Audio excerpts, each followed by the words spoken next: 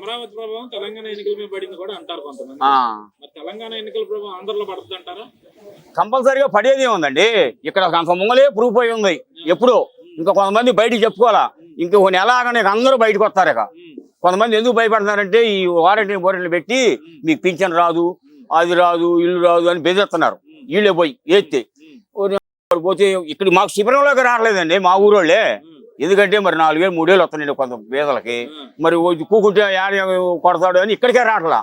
ఇక నువ్వు ఇంకా బయట వాళ్ళు ఎందుకు వస్తారు? ఇక్కడ మా ఊరు నష్టపోయి ఉంటేనే ఇక్కడికే రావట్లా. ఎందుకంటే వాళ్ళు మరి వాళ్ళకి 3 వేలు 4 వేలు వస్తున్నాయి. 3 వేలు ఏమో ఏడ కొడతారు, ఎందుకులే ఏడ పోవటం అని పక్క అడుగుపోతారు. ఇక్కడికి వచ్చి కూర్చోరు వాళ్ళు, ఎందుకంటే భయం వాళ్ళకి. మరి అదే ఈ నెల మనం వాళ్ళకి ఎంతమంది వస్తారు?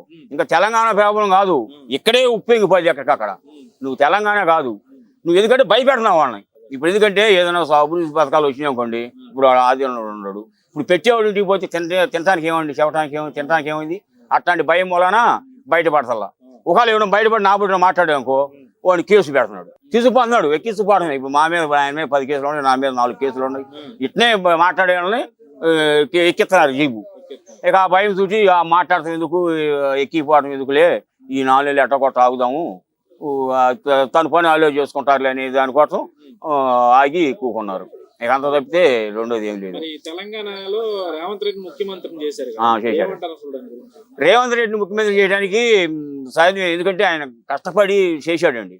ఆయన్ని పట్టుకొని టీడీపీ అతనేనండి. టీడీపీ అతనే వచ్చాడు, నీ పార్టీ నమ్ముకొని నమ్మి వాళ్ళు ఇచ్చారు, నువ్వు చేసావు శాఖం. నువ్వు అదే కొందా, కాంగ్రెస్ లేదుగా. నువ్వు టీడీపీ అతనే చెప్పాడు అతనే. నేను పుట్టిల్లు నాకు అదే చెప్పాడు అతను. ఇంకా నువ్వు అనేది ఏముంది?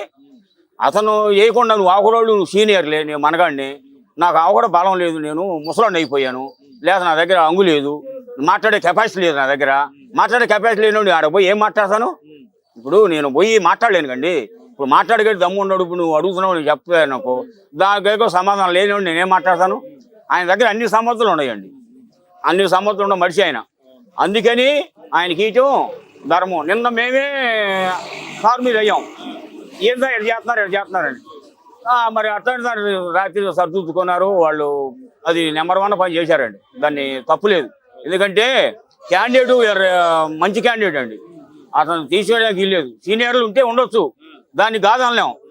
కాకపోతే ఇలా లైన్లో ఉండి మాట్లాడే దమ్ము ధైర్యం ఉండి కెపాసిటీ ఉంది ఆయన దగ్గర. ఇప్పుడు అదే ఆయన డిబేట్ కానీ మీటింగ్ కానీ డిబేట్లో పెట్టి చూసమను ఆయన మాట్లాడిన దానికి ఏదైనా వాట్సాప్లు కానీ ఏదైనా మాట్లాడారు, అదే ఒకరాళ్ళు పెట్టి చూడమని ఎక్కడే నోరు ఎత్తారు. వాళ్ళ కాన్స్టిట్యూషన్లో తప్పితే పక్క కాన్స్టిట్యూషన్లో పోయి మాట్లాడారు. అందుకే ఆ డిబేట్లు కానీ ఆయన మీటింగ్లు కానీ టీవీలో చూసుకోమన్నాడు. చూసుకున్నాక నువ్వు ఎవడు ముఖ్యమంత్రి కావాలో, మంత్రికి పదవి కావాలో ఆలోచించుకోమన్నాడు. ఆయన అన్ని కాన్స్టిట్యూషన్లు తిరిగి వాళ్ళ మీద ఏదో చూపించి తప్పులు ఒప్పులు అన్ని చూపించి మాట్లాడే కెపాసిటీ ఆయన దగ్గర ఉంది కనుక వాళ్ళు మాట్లాడగలిగారు ఆయనకి.